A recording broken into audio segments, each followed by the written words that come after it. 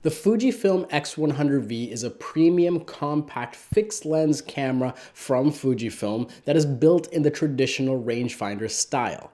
But who exactly would benefit most from a camera like this? Having spent the better part of 4 months test driving this camera, I've come to my answer to that question. But more importantly, I've learned a lot about myself as a creator. In this review, I'm going to be talking about the strengths of the X100V, where the opportunities for improvement are, and most importantly, if this is the perfect companion for you. Let's get this started.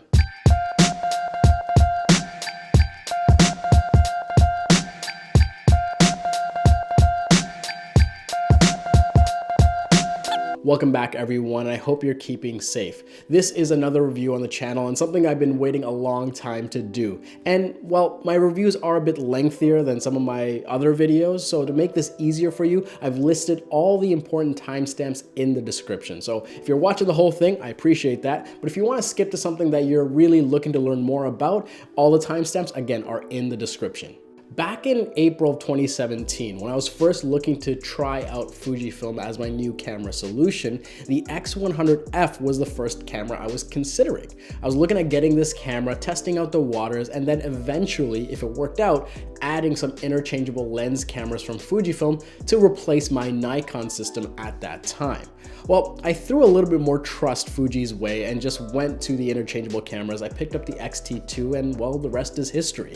2.5 years later, I've added many Fuji bodies, many lenses, but I always had this nagging feeling to have an X100 series camera in my lineup. Not too long ago, I was invited to the X100V press briefing. It was about a month before the official announcement of this camera, and I have to say, I'm glad I waited.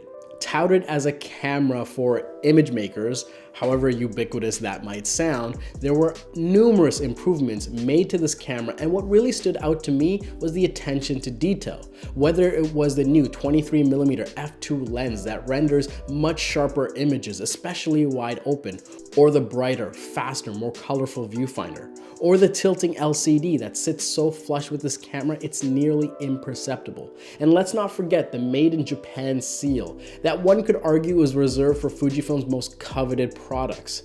This camera, the X100V, had all the right notes. When I first put my hands on this camera, you could feel the premium build quality right away. At under 500 grams, it feels comfortably dense. You approach this thing with almost a baseball grip, with your thumb, index finger, and middle finger holding this thing in front of you.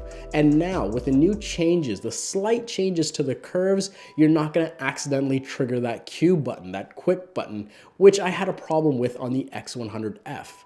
I also appreciated that the manual focus dial, the aperture ring, the exposure dial, all these movable dials had the right amount of resistance for their intended purpose. I should also say the new ISO dial, now you can lift it up and it stays there on its own as you circle through and select the ISO that you want. A change that I really wish they had included on the Fuji X Pro 3.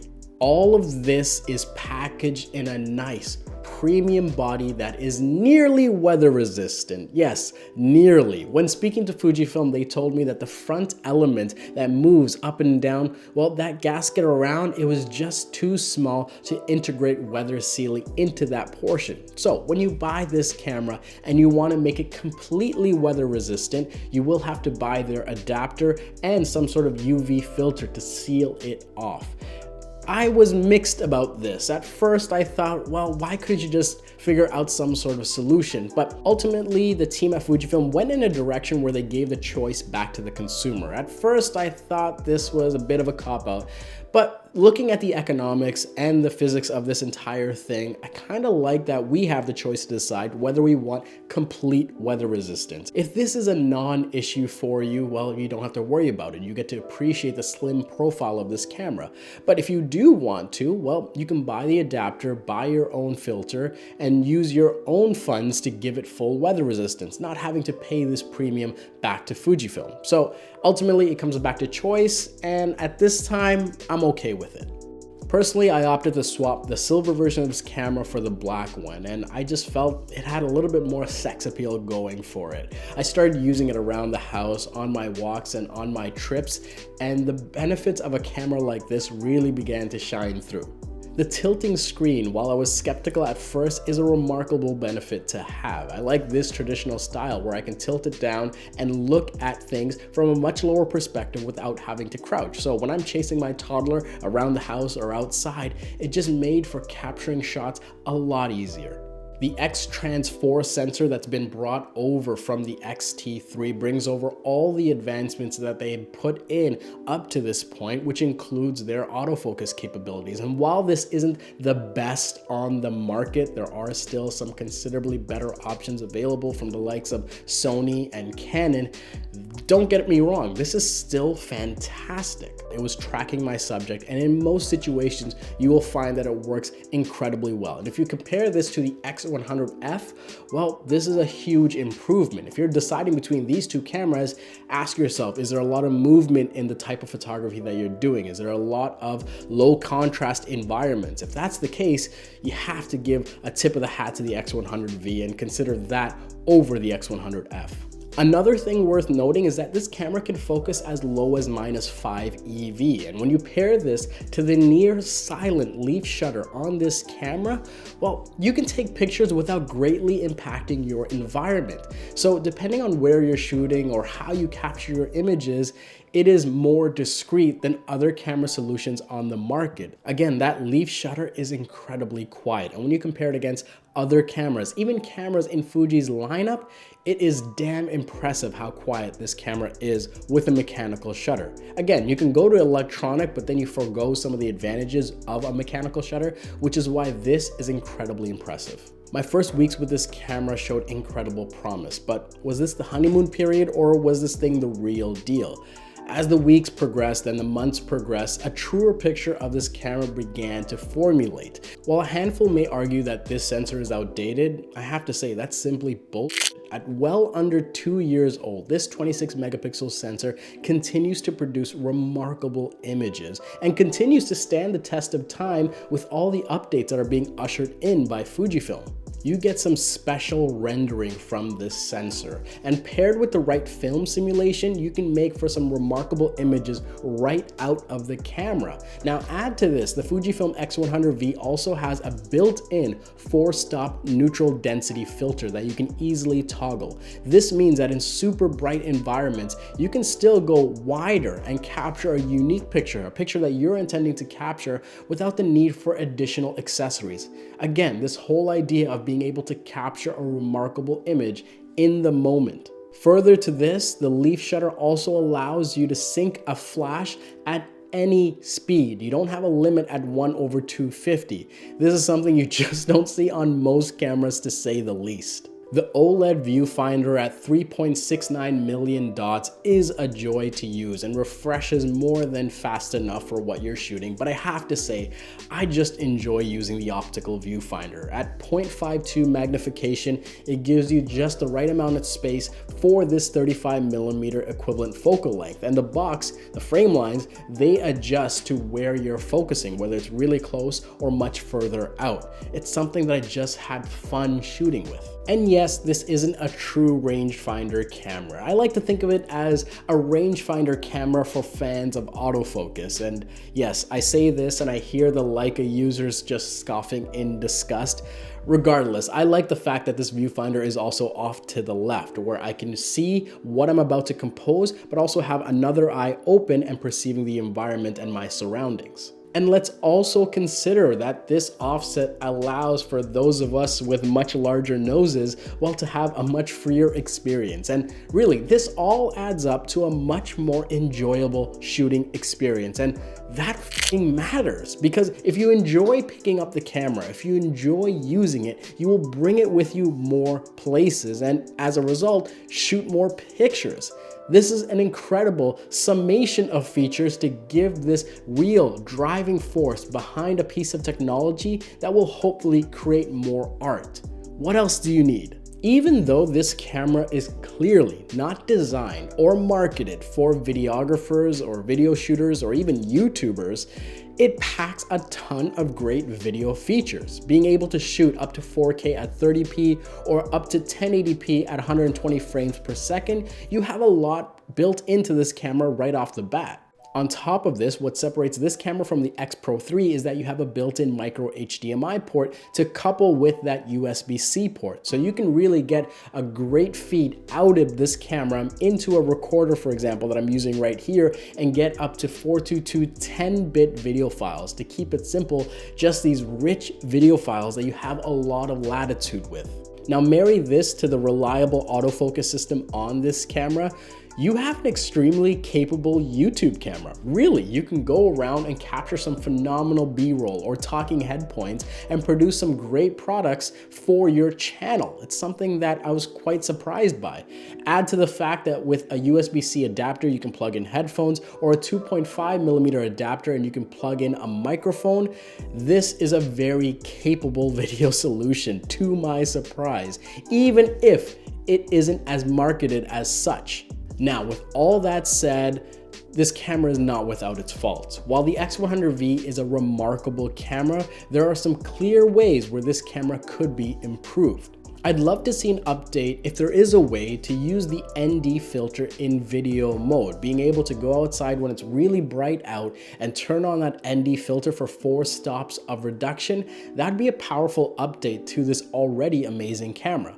I will also say that this camera has a single SD card slot. I don't have an issue there, but it's a UHS 1 card slot. And if you're gonna take advantage of the 11 frames per second mechanical shutter speed or the 30 frames per second blackout free when you're in an electronic shutter mode, well, that's gonna be short-lived. You fill up that buffer really quickly and you're waiting for the images to be saved. At this price point, I believe they should have included a UHS 2 card slot. It's not enough of an issue to be a major gripe about, but something that they, I believe at least, should have included. I should also mention that while you have a USB-C port and a micro HDMI port, there are many cables on the market that you can't use with this camera at the same time. That is to say, if you want to use this camera as a webcam for your web conference, for example, you wouldn't have bought it for that reason, but the possibility is there. So you try to plug in a USB-C and a micro HDMI and you will quickly realize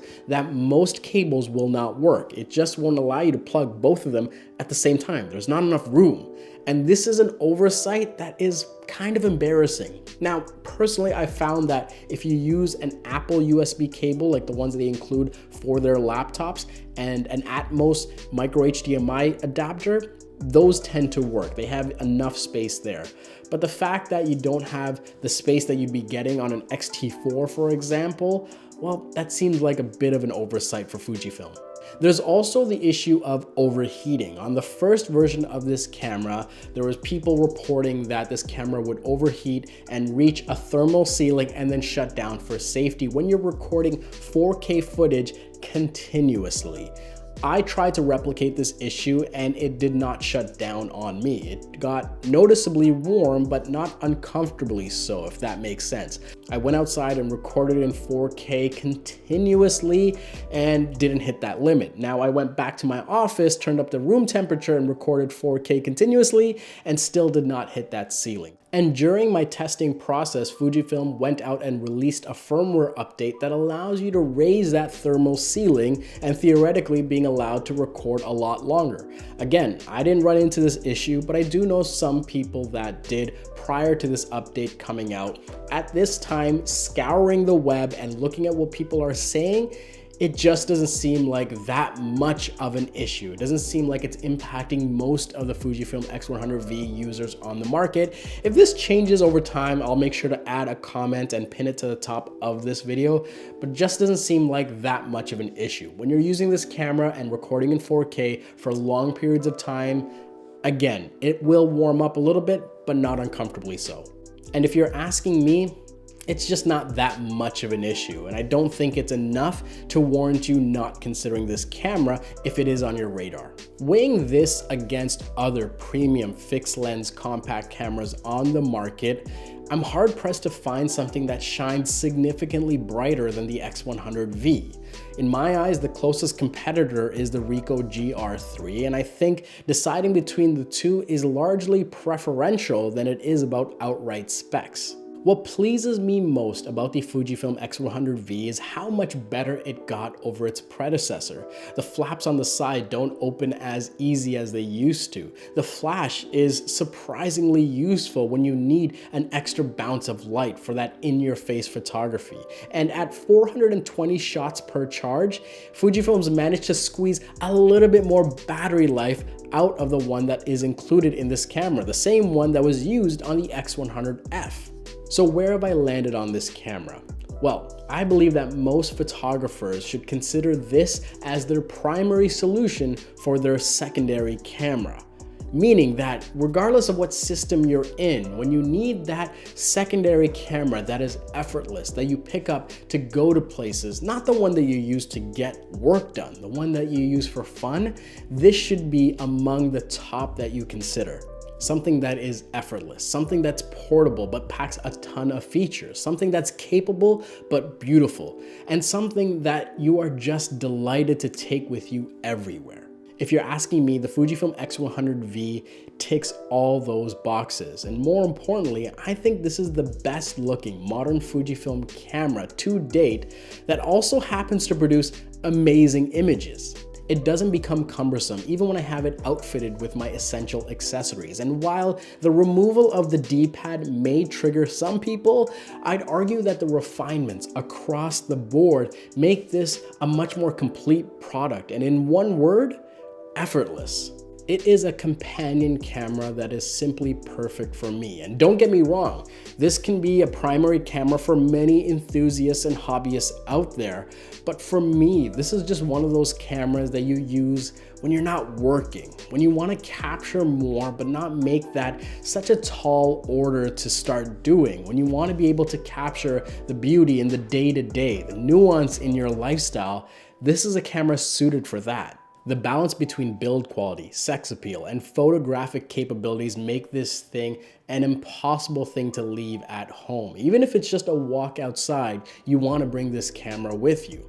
A companion camera. Those are the words that kept ringing through my head as I tested this thing out and as I started writing this review. It's something that compels you to pick it up more times than not and go out and make more images. And when a camera can make you do that, well, how much better can a companion get? Listen, thank you guys so much for watching the review, and if you stuck around to the end, let me know in the comments. Most importantly, let me know what you think about this camera. Is it on your radar? Is it something that you're considering? Or is there something else that you're holding out for?